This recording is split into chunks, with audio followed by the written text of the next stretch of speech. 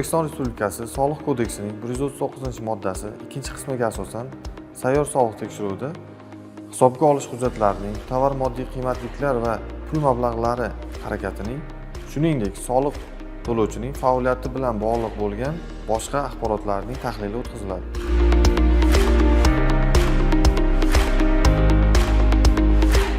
O'zbekiston Respublikasi Soliq kodeksining 139-moddasiga muvofiq xronometraj ko'zdan kechirish soliq to'lovchining faoliyati turlari bo'yicha haqiqiy ishlab chiqarish hajmlarini, shuningdek, haqiqiy xarajatlarni aniqlash maqsadida o'tkaziladi.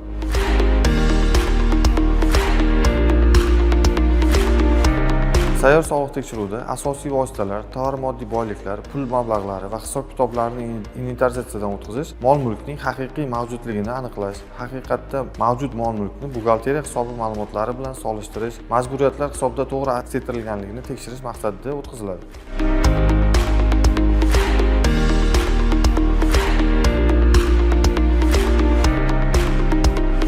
O'zbekiston Respublikasi Soliq kodeksining 158-moddasiga asosan sayyor soliq tekshiruvi yakunlangandan so'ng 10 kunlik muddatda qo'shimcha e'tiroz va hujjatlarni taqdim etilishi mumkin. Shuningdek, soliq to'lovchilarga tovar moddiy qiymatliklariga doir ma'lumotlarni va soliq solish obyektlari bo'yicha barcha hisob-kitob hujjatlarini buxgalteriya hujjatlariga mutanosib tarzda yuritilishini maqsadga muvofiqligini eslatib o'tamiz.